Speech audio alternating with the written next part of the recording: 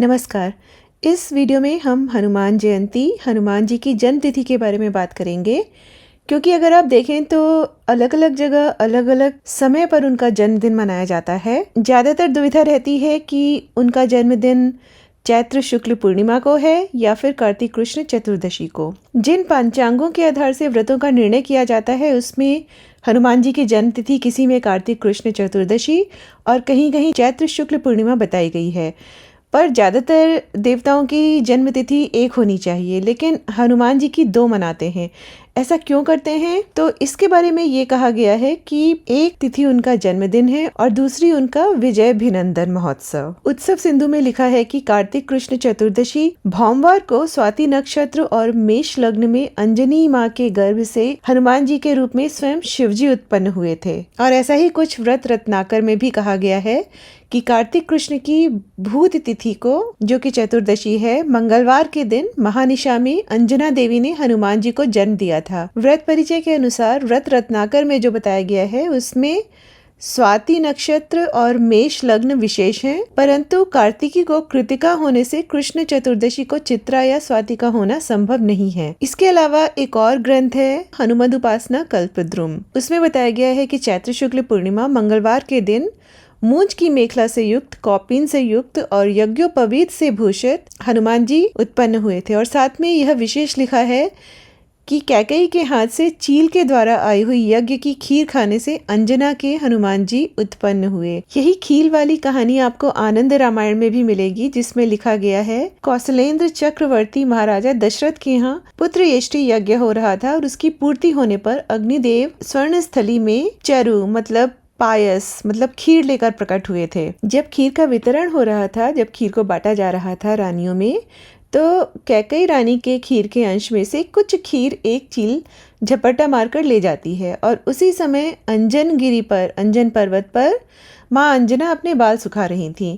उन्हीं की गोद में वह खीर गिर जाती है और कहते हैं कि उसी से हनुमान जी का माँ अंजना के गर्भ से अवतार हुआ। उसके आगे कहानी ये है कि जैसे ही बाल हनुमान जी आए तो उनको भूख लगी और भूखे होने से ये आकाश में उछल गए और उदय होते हुए सूर्य को फल समझकर उसके समीप चले गए। और उसी दिन पर्व तिथि अमावस्या होने से सूर्य को ग्रसने के लिए राहु आया था, पर राहु को लगा कि दूसरे राहु हैं और वो भागने लगा। तब इंद्र ने बाल हनुमान जी पर वज्र का प्रहार किया और उससे उनकी टोड़ी टेढ़ी हो गई। और इस कथा में चैत्र या कार्तिक का नाम नहीं है। तो कहा गया है कि हो सकता है कल्प भेद या भ्रांतिवश अन्य ग्रंथों में चैत्र लिखा गया हो।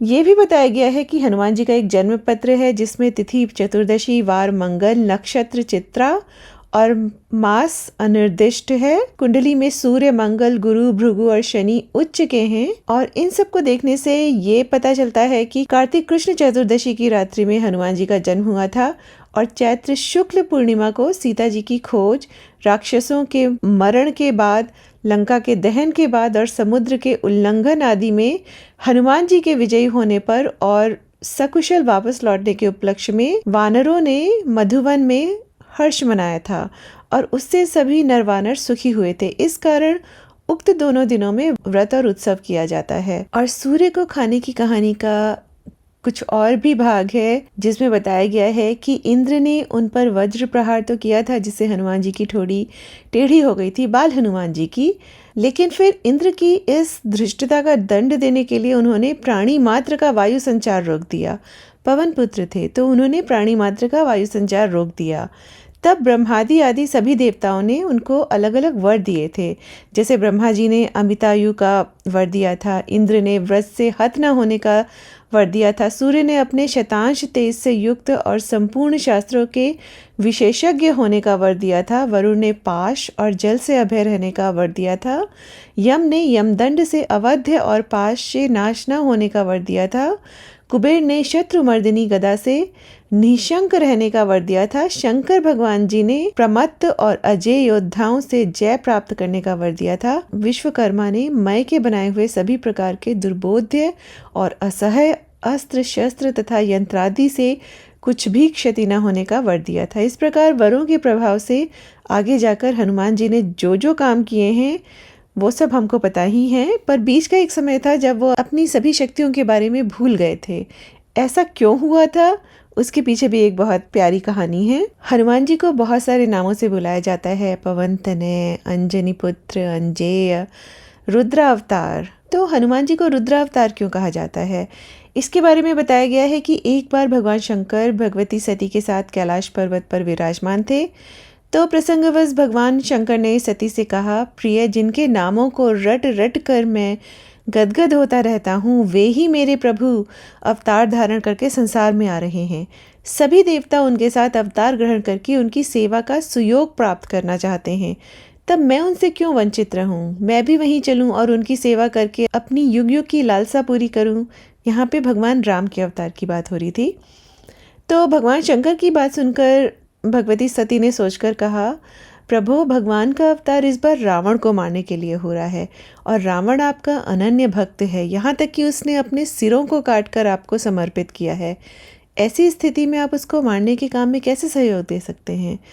तो भगवान शंकर हंसने लगे और कहने लगे कि देवी, जैसे रावण ने मेरी भक्ति की है, वैसे ही उसने मेरे एक अंश की अवहेलना भी की है।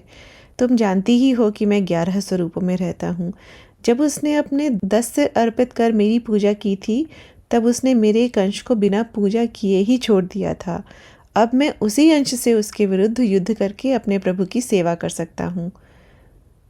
मैंने वायु देवता के द्वारा माँ अंजना के गर्भ से अवतार लेने का निश्चय किया है। और यह सुनकर भगवती सती प्रसन्न हो जाती हैं। तो हनुमान जी को रुद्रावतार भी कहा गया है और इस बात का वर्णन शिव महापुराण में भी आता है कि हनुमान जी भगवान शंकर के अंश अवतार हैं। चलिए, इस वीडियो में इतना ही। बेसिकली मैं ये बताना चाहती थी कि हनुमान जी का जन्मदिन, उनका जन्मोत्सव 2 बार मनाया जाता है, एक दिवाली के समय के आसपास और एक तिथि बसंत नवरात्रि के पास चैत्र मास में बताई गई है। इसलिए अगर आपको 2 तिथियों का पता चलता है या 2 तिथियों पे आप देखते हैं कि पंचांग में हनुमान जी का जन्मोत्सव, उनकी जयंती लिखी गई है, तो कंफ्यूज मत होइएगा। व्रत परिचय के अनुसार दोनों का जो भेद है वो मैंने आपको बता दिया है। और हनुमान जी तो ऐसे हैं, उनका उत्सव मनाने का, उनकी पूजा करने का, उनका सुंदरकांड पढ़ने का, उनके मंत्रों का जप करने का जब भी आपको समय मिले, वो आपका कल्याण ही कल्याण करेंगे। बल्कि बोला गया है कि बच्चों को, लड़कों को खासकर उनकी बचपन से पूजा करने की आदत डालनी चाहिए। विद्यार्थियों को, जिनको बल चाहिए, जिनको संरक्षण चाहिए, जिनको विद्या चाहिए, बुद्धि चाहिए, और उसके बाद तो उनकी क्षमताओं का तो कोई अंत ही नहीं है। आज तक कोई ऐसा नहीं है जिसको वो हरा ना सके हों। रुद्र के अवतार हैं, भगवान शंकर के अवतार हैं, तो आप खुद सोच सकते हैं कि कैसी शक्ति होगी। और सबसे बड़ी बात कि ब्रह्मचर्य की शक्ति है उनके पास, भक्ति की शक्ति है। रुद्र के अवतार और उसमें भी ब्रह्मचर्य की शक्ति, सात्विक देवता, भक्ति की शक्ति, ऐसा कुछ है ही नहीं जिसको वो जीत ना सकें।